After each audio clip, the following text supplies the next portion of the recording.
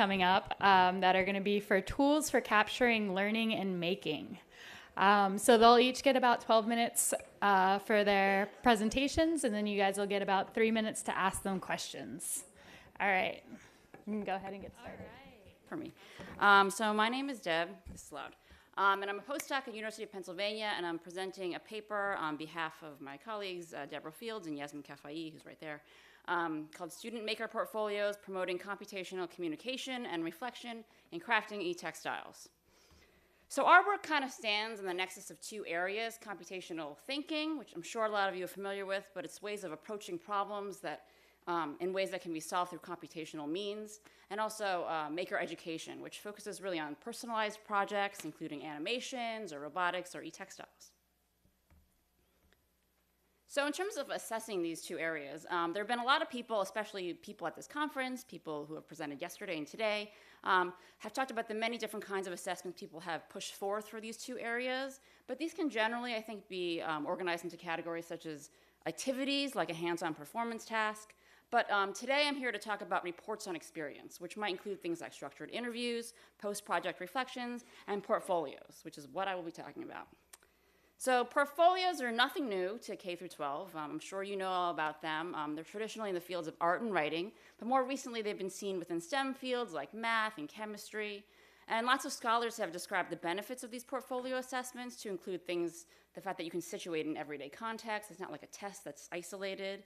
Also that by narrating one's own experience, you can promote agency of students over their own learning and trajectories.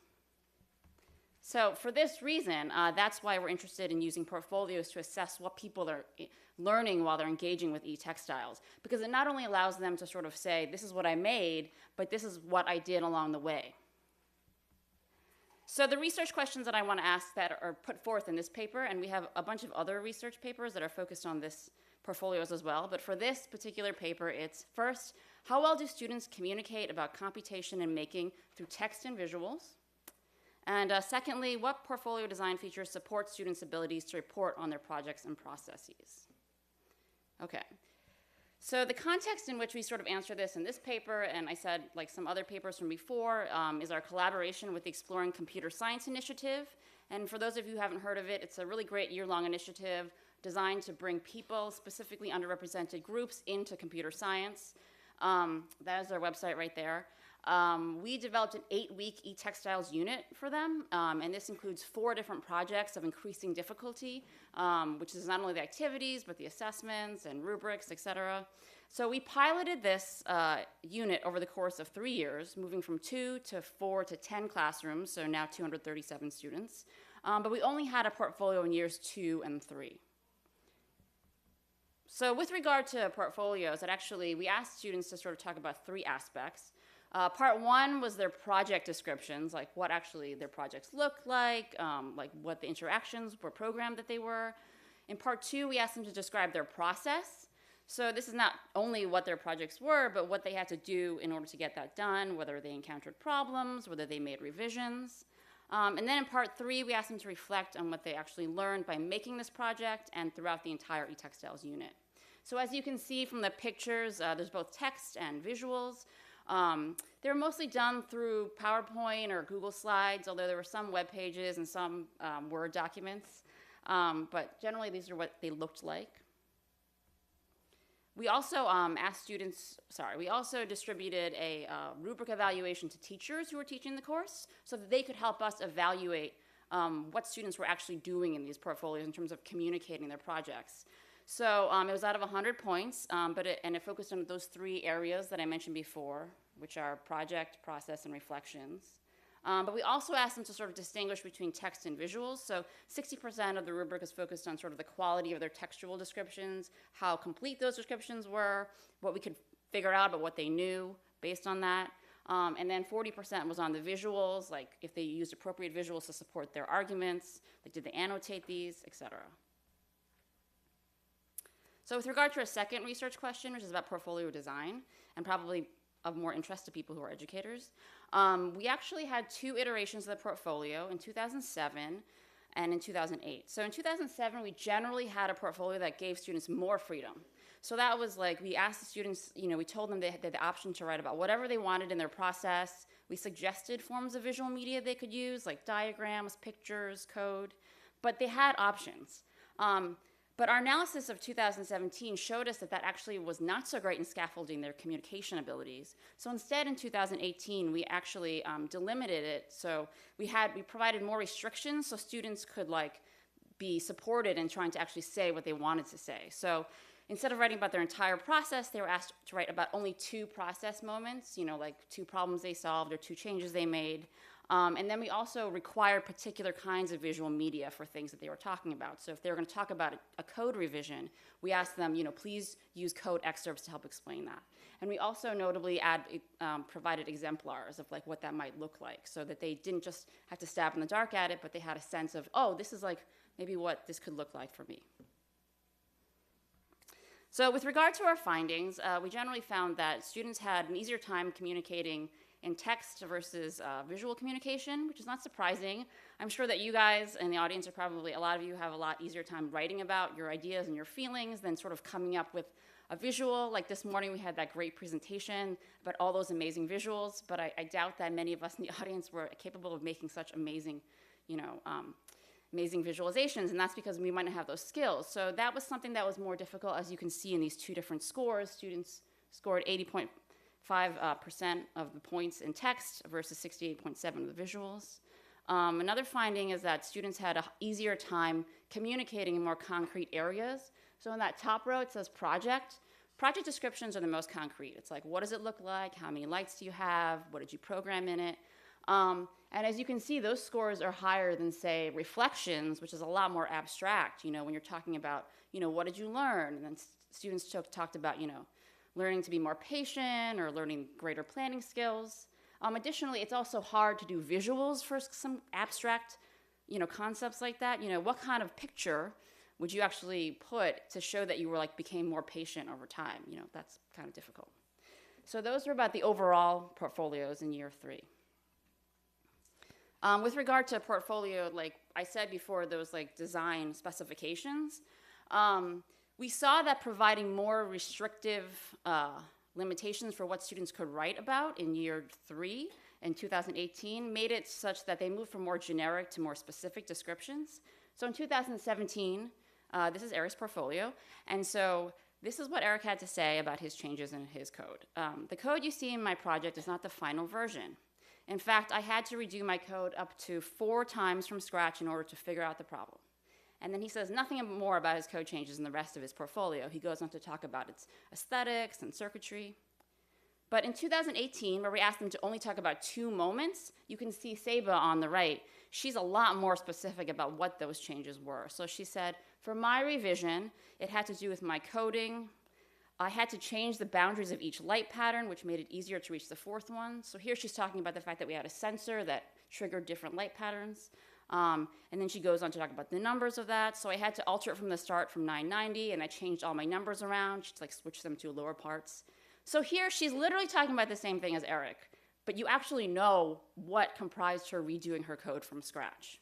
So that's something we definitely saw in these 2018 portfolios. With regard to their visuals, those also changed as well. They generally went from sort of kids dumping sort of unmarked pictures, which they all included pictures in 2017, but they didn't really say what they were. So Elizabeth's portfolio here, you can see she has these 3 pictures. She kind of talks about it in the text, but kind of not. And you have no idea where these come from. It is a circuit diagram, and there's 2 pictures of her pillow, but you don't know if it's from the end, if it's from the middle. It's very unclear. And in 2018, we found that students generally had more highly annotated highly annotated images. So you can see in Shandak's portfolio, he has before and after. I don't know if you can see the white parts. There's actually markings on it that say weak positive foil, strong positive foil. And then he's actually using the captions on the bottom to describe what that actually means. So here you can see his visual literacy is because it was scaffolded by both the project outline and also the exemplars we provided, that people provided a lot more annotations here. With regard to using program as a form of visual communication, we also found there was a significant difference. So in 2017, a lot of kids just generally dumped their entire code into the portfolio and said, that's it, here's my code. So it says samples of original code, samples of code with switches. This is one student, Han. But in 2018, you can see that kids are a lot more purposeful about what they want to show about their code instead of just saying, this is code, this is my code. So Sarah actually has excerpts of particular lines that she wants you to look at.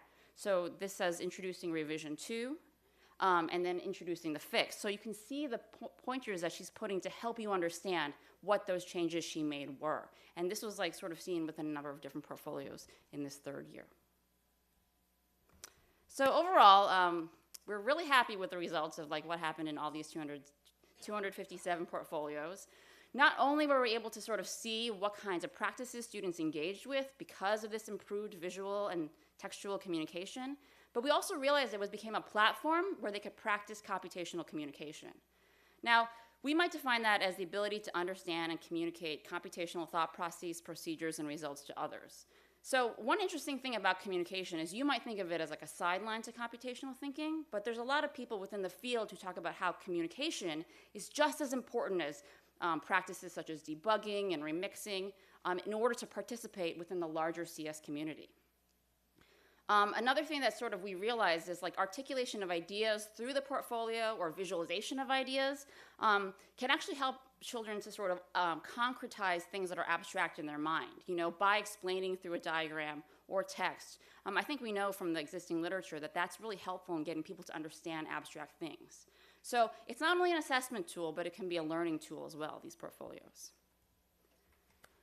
With regard to designing portfolios, the successes that I mentioned before were that uses of limitations were really successful in scaffolding students. And providing exemplar portfolios. It's really simple. Like, just don't tell them to communicate stuff without showing them what good communication might look like. But the challenges, again, were that it's always difficult to communicate abstract information, and we should provide more supports for that. And that also the rubric evaluations in of themselves were like, teachers sort of graded on different scales, and because we distributed them out and expected them to come back the same way, it wasn't like quite, maybe like 100% consistent, and that's something we should think about for the future.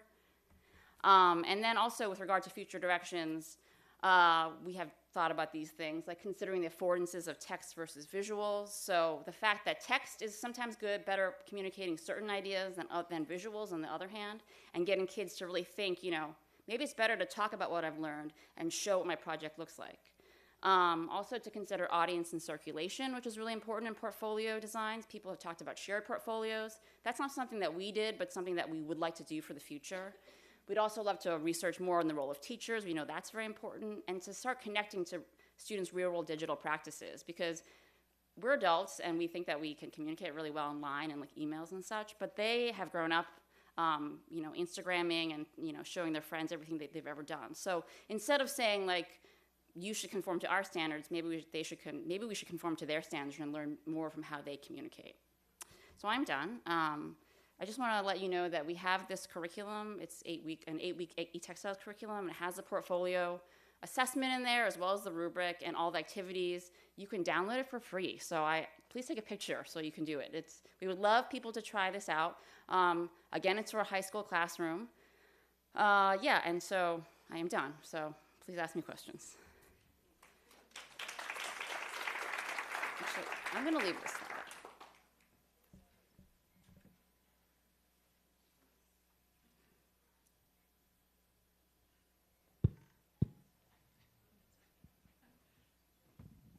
Hi, thank you for your presentation.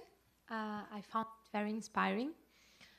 As a teacher, I struggle a little bit with the correction of the portfolios. And so I wanted to ask you, how did the teachers of the research dealt with the challenge of applying the rubrics? And was it like, did they spend a lot of time doing that? And if you have thought about solutions, potential solutions for, speeding up this time of correcting a portfolio, which is such a richful instrument, but for teachers it takes so long to analyze, correct, assess the learning through them. Yeah, that's a really great question. So in year 2, as I said before, because there was so many less restrictions, it was so much harder to analyze those portfolios and make them comparable. And I think our rubrics were like a lot looser. So in the 3rd year, because we had really restricted ideas of what we wanted students to show, it was a lot easier to grade. So if they only included 1 process moment, well, then we knew that that was less than 2 process moments. And then we also said we had very specific provisions about what we thought would look like good communication. Now, that said, that's really more about like their communication abilities rather than what we knew that they learned. And we have another sort of coding that we did as researchers to figure out what the actual practices were, like how many students talked about debugging, how many students talked about like isolating a problem from many. And I think we're still trying to figure out, you're right, it's a very time-intensive process. Like, we were very scared when we knew that there were these 257 portfolios coming to us, and we just had to clear our plates in order to figure out and help the teachers to fill out those rubrics, but they did. I don't know how many of them spent that much time. Honestly, we don't have that information. Some of my research team might have more information about whether or not that rubric was really easy and having them grade quickly. But I know, for example, some teachers, there were a lot of like subcategories that they didn't quite use. So I think that's still a question that we still need to answer. So hopefully that's helpful.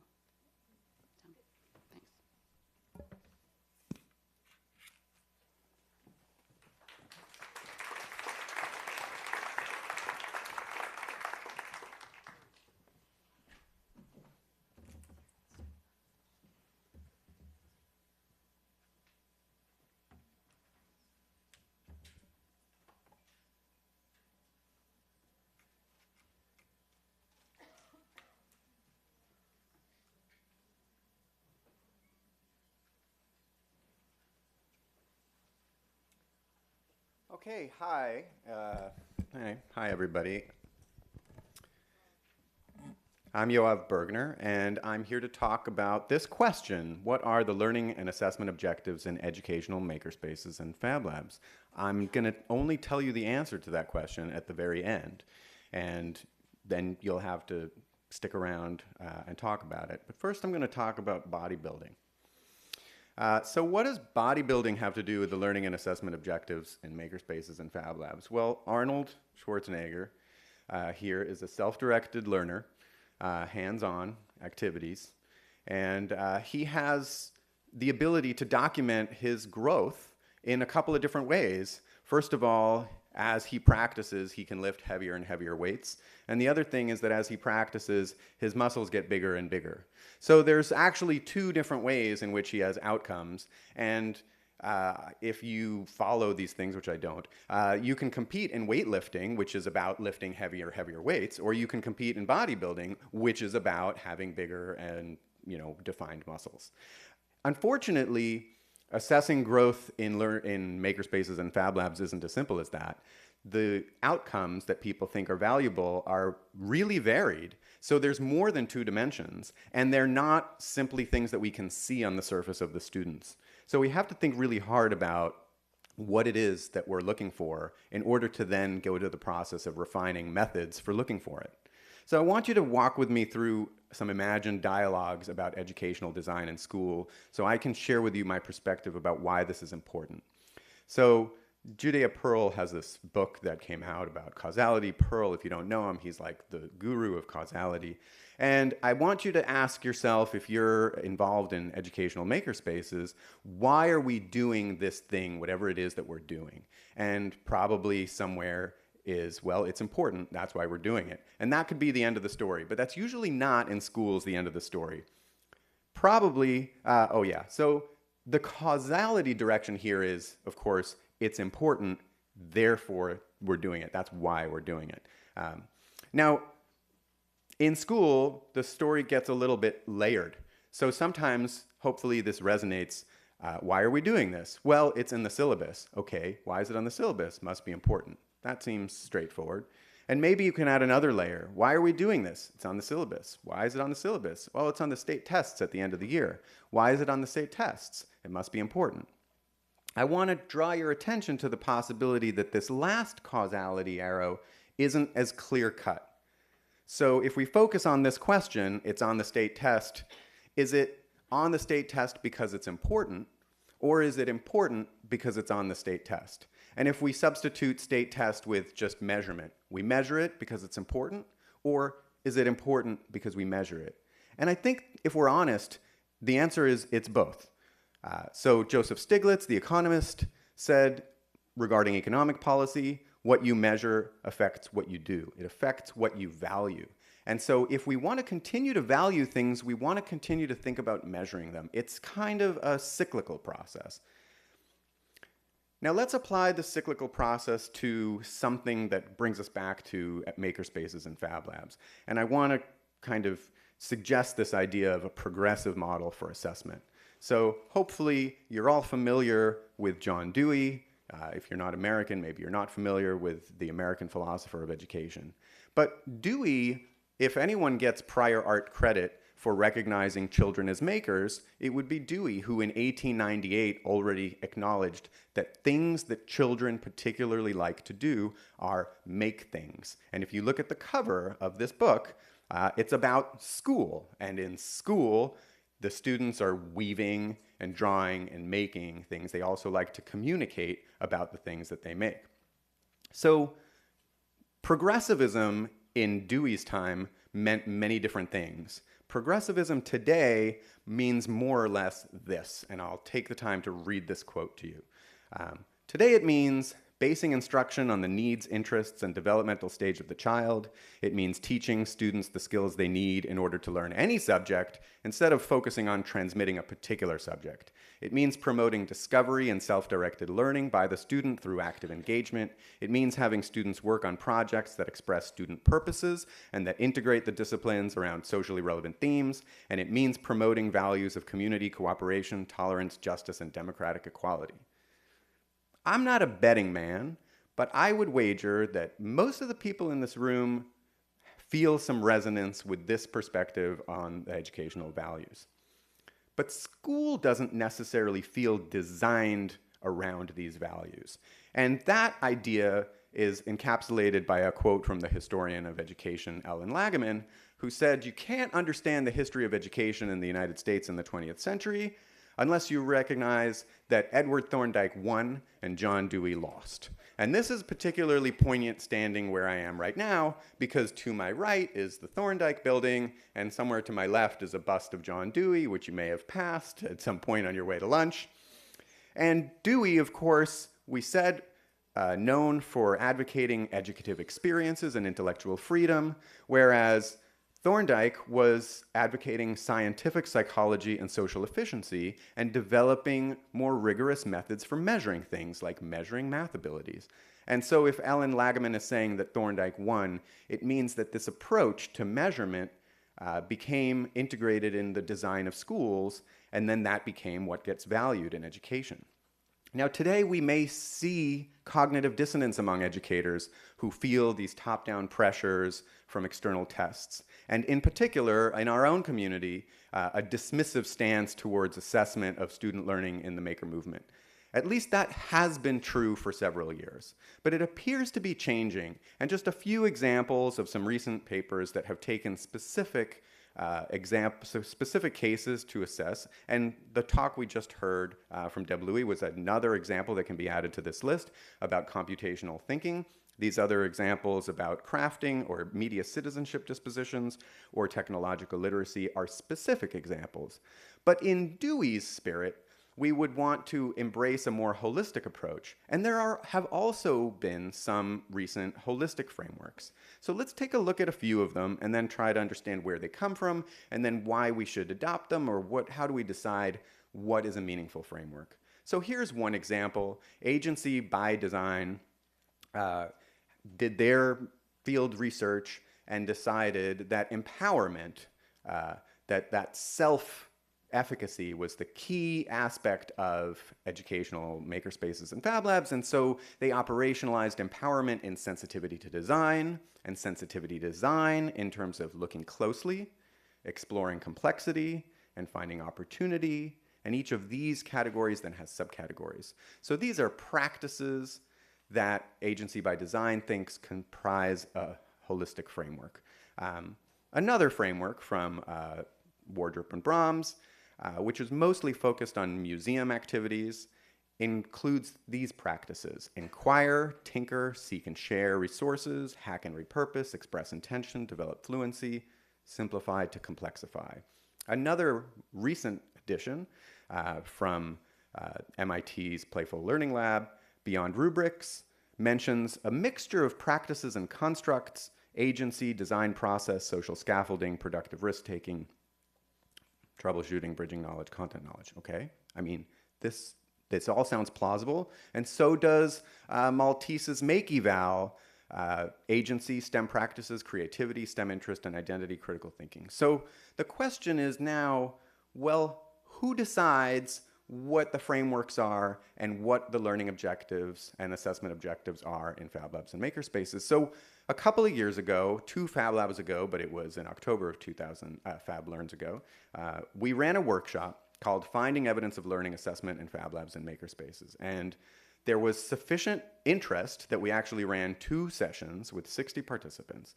And we gave them a pre-survey questionnaire to find out a little bit about them. And we also, during the workshop, had a few short talks just to kind of prime assessment language among the participants, and then asked them to respond with 3 prompts. And the prompts were essentially about these topics. Okay, in the pre-workshop question, we asked them to identify the biggest benefits provided by making or makerspaces. So this is a very open-ended question. What are the benefits? What is this good for? Presumably, this has something to do with the learning and growth that happens, but it's a benefit. During the workshop, we asked them, and this is assessment language, what claims would you like to make about learners in a Fab Lab or a makerspace? We also asked them questions about the process and challenges, but I'm not going to talk about those. I'm going to focus on these 2 questions: the identification of the benefits and the claims, and then how we took the data and decided, and how do we organized it and made sense of it. Okay, so the data for us in post-cleaning, and if you want details about what it means to clean the data, please see the paper. There were 111 benefits identified, not necessarily unique, and 284 claims. And the reason there's many more claims is just that more people actually showed up at the workshop than did the pre-survey who signed up for the workshop. So it's not a reflection of not an equal number of benefits and claims, it's participation. So we took these numbers, and then we applied a mixed methodology, which again, you should really not expect to be able to understand from this short introduction, but you should read the paper. So we first did an open coding. So 3 different people, the first 3 names you saw on the first slide, Sam Abramovich, Marcelo, Worsley, and myself, looked at all of these things and tried to come up with a coding scheme. And so we might have something on the order of 30 codes. And then we took those 30 codes and tried something which is a quasi-factor analysis, because what we were really looking for were factors of our own categorization, right? Not underlying factors of latent traits in the person. Okay, that looked something like this. Okay, and it's always been my dream to have a gigantic screen with numbers with like 8 decimal places in the background behind me. So thank you for helping me live my dream. I don't expect you to actually follow this, but what you can see is the idea of quantitization, the idea of taking codes, which along the right-hand side are the codes that we independently came up with, and then kind of loading them onto common factors and seeing that to some extent they seem to organize. And that brings us to the next stage, which is trying to make sense of that, and that's a qualitizing step. So we look at these factors and we say, what do they mean? Are they clear what they mean? And in some cases, we found that all of us put some weird thing into some weird bucket, which ended up being the weird bucket, and that's not really a category, so we can eliminate that. And then we refine that and iterate that and combine that, and we call this validating, although if you're a large-scale testing person, I'm not using the word the way that you do. But creating and revising a coding guide, looking at samples of the codes again, and changing the coding guide until we agreed with each other, and finally bringing in 2 people who weren't involved in the process at all and saying, here's the coding guide, here's how you use it, and can you agree that these remarks by participants can be categorized a certain way. And so that's how we got to the answer.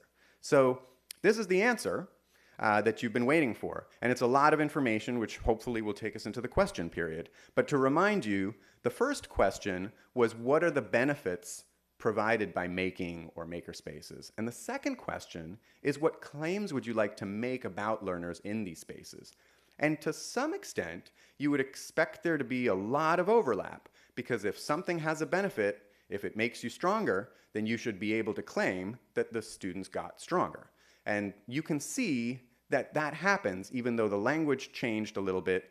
There were benefits associated with technical or technological literacies which manifest in claims about technical and fabrication skills.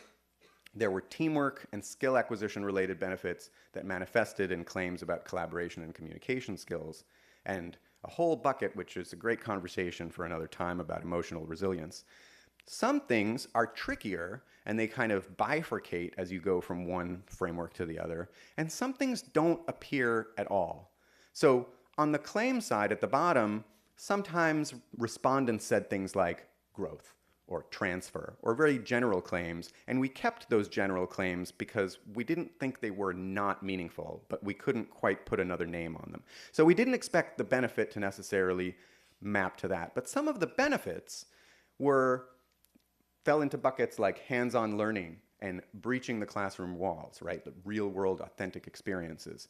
And those did not manifest in claims, which I think allows us to ask ourselves, well, what is it about that benefit?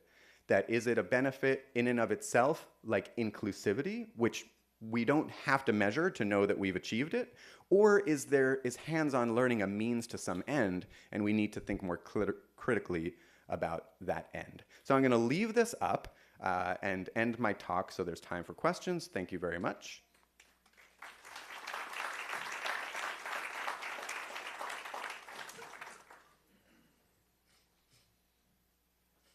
Any questions in the front? Hello. Thank you for your presentation. I think the hands-on learning, a claim could be that it's multisensory, and so that's a claim. Well, it's a claim about the experience, but it's Right. not a claim about the learner. So you wouldn't say the learner has become multisensory, right? So specifically the question is, what can you say about Sam? Sam has been spending time in the makerspace or the Fab Lab, has been doing different things, has been collaborating and practicing and making. What would you like to say about Sam as a consequence of the experiences that Sam has had in the space? And you can say Sam has had hands-on learning experiences. You could say that they've been multisensory, but they're not really claims about Sam. That he has been exposed to multisensory learning, that his learning has been enriched based on the theory right. So of... how has Sam changed? That's the question. Now that's Right. my suggestion of what we mean by the claim is that that there's some sort of change that's occurred as a consequence of the experience. So that's why I said inclusivity is not one where an implicit change is expected, right? If we want to say that there have been people who've been left out of traditional engineering experiences and we're trying to bring them into that experience, then having just brought them in is sort of the end of the story. I have to think about it. All right, we'll keep Okay. keep that conversation going. Thanks.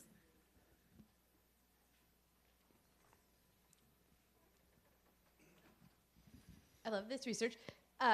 Real quick, would you expect different results if you ask students these questions? Like, as they're doing this work, would they make different claims and different, I forget the word you used, but like, would these columns look different if students were defining them? Yes, I believe they would look different, but I don't know how. I'm a skeptic about involving students in all of these aspects of this type of research because I think sometimes they're missing a perspective. And so we started with the teachers, but I recognize that it's a legit gap in limitations of this. And if somebody were doing it with students, I would be really interested in seeing what they came up with. So thank you. I think it's very much needed because a lot of people are asking about assessment and measurement, and this is the next thing that we need to do. I'm just thinking that maybe for this, for the second, I just think that maybe you need to make it a little bit more practical for teachers. So if they have this idea of... Oh yeah, this is not the practical side. Okay. So This is the, if you will, sort of many layers deep in the neural network. This is what is the what. What's the what? It isn't the how, right? This isn't the best way. This is the what. And if you're saying that resilience in the face of failure, setbacks, right? If you're saying that working well with others and also being flexible, that these are values, then you think about creating the environment, and also then you think about, well, what would be evidence for changes in those things? And that's where we're getting to the how. And we're working on it, but it's a long, long road. Vishesh, did you still have a question? Just yell it out. Why would you not make a link between inclusivity and identity, for instance? That's not a short answer. Okay, yeah. Okay, so there's an argument that could be made for it, but if you look at the coding guide for identity, the way that respondents talked about it, it didn't seem to be referring to inclusivity. For example, maker identity